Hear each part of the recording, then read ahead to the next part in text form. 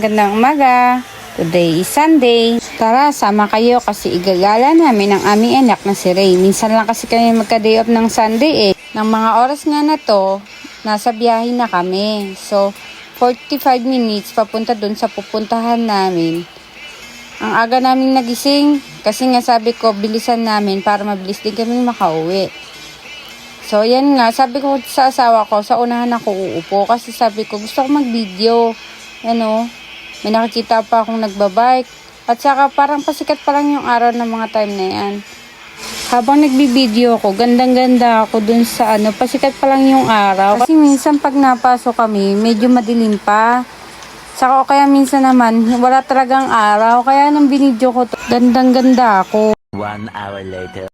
So, nandito na nga kami sa pupuntahan namin. Nandito kami sa Little Ding Dong Science Theme Park, Hsinchu County sa Taiwan.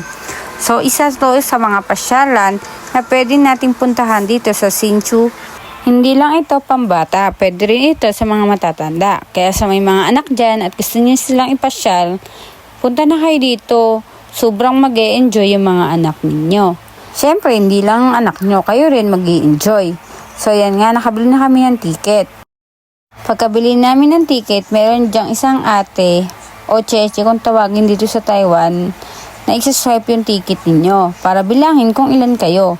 So ito na nga, nakapasok na kami. Pagkapasok namin, naglakad-lakad muna kami. Ganyan niya, yan yung entrance niya kasi medyo malayo pa yun doon pa sa pinakaloob. Unti lang yung nakuha kong video dito kasi medyo napagod talaga ako magkuha ng video.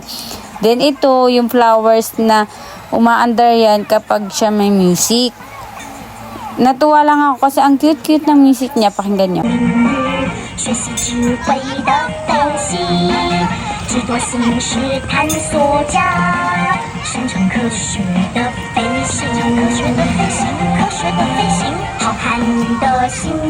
Itong area na to, nakakatuwa kasi may tatapakan ka dyan, tapos yung tubig, tataas siya kung ilan yung kilo mo. Tuwan-tuwa kami dun sa asawa ko kasi ang tas nun sa kanya. Tapos, habang naglalakad kami, nakita rin namin tong dino. Nakakatuwa kasi pag nakipag-usap ka, kala mo sumasagot sila kasi may tunog. Sabi ko nga sa asawa ko, picture ka dyan, dali. Ayun, nagpicture naman siya. Habang naglalakad kami, may nakita kong maliit na swimming pool. Sabi ko sa asawa ko, tara puntahan natin. Kaso lang, nung pagtingin namin, hindi pa pala siya pwedeng gamitin. Bawal pa siyang liguan. Sa bagay, medyo malamig pa naman kasi dito sa Taiwan ngayon. Hindi mo pa masabi yung weather kasi minsan malamig, minsan naman mainit. Minsan naulan, minsan hindi naulan.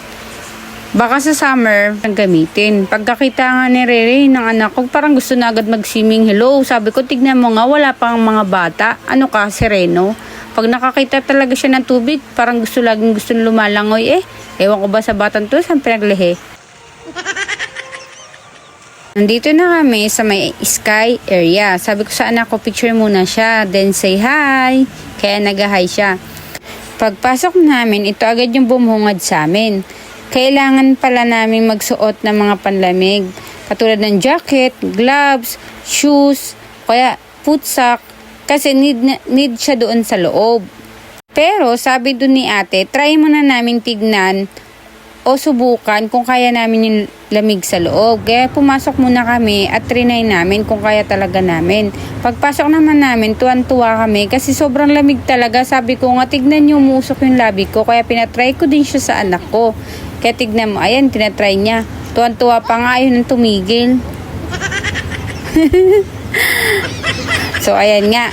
Hindi namin kinaya yung lamig, kaya lumabas din kami kaagad niyan. Pero bumalik din kami.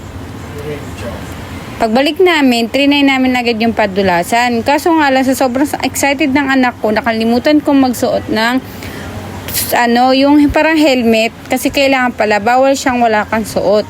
So, bumalik ako, tas ayan. Dalawa kasi kami ng anak ko, kailangan namin. Tuwang-tuwa pa ako dyan kasi sabi ng anak ko, huwag kang sisigaw mama ha. So, ayun na nga, pinatry ko din siya sa asawa ko. Then sabi ko, dalawa din sila kasi parang natatakot ako na mag-isa lang si Ray Ray. Pero bidang-bida yung anak ko, gusto niya siya lang talaga mag-isa. Sabi ko, hindi, dalawa kayo ng papa mo. So ayun nga, trinay nila. Sakto marami silang kasabay ng mga time na yan. Yan, no? Tuwan-tuwa si Ray Ray, yung smile niya talaga dyan, no? Happy yarn. Dahil nga nag-enjoy ang lola nyo, sumakay din ulit ako, syempre. Susulitin ko na to. At tuwan-tuwa talaga si Ray Ray. Diyos ko po, anak ka talaga ng nanay mo. So, ayan na nga. Tignan nyo naman yung smile ng batang yan. Walang takot. Mantalang yung nanay niya. Takot na. Pagkatapos naming itry yung padulasan, sabi ko kay Ray, try naman naming laruin yung mga snow na buhangin.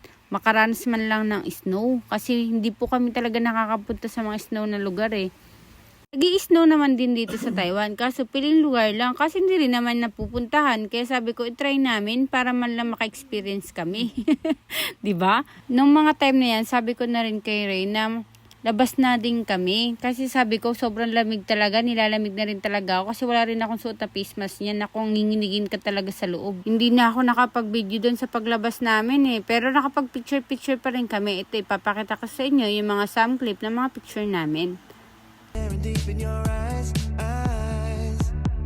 dancing on the edge, about to take it too far.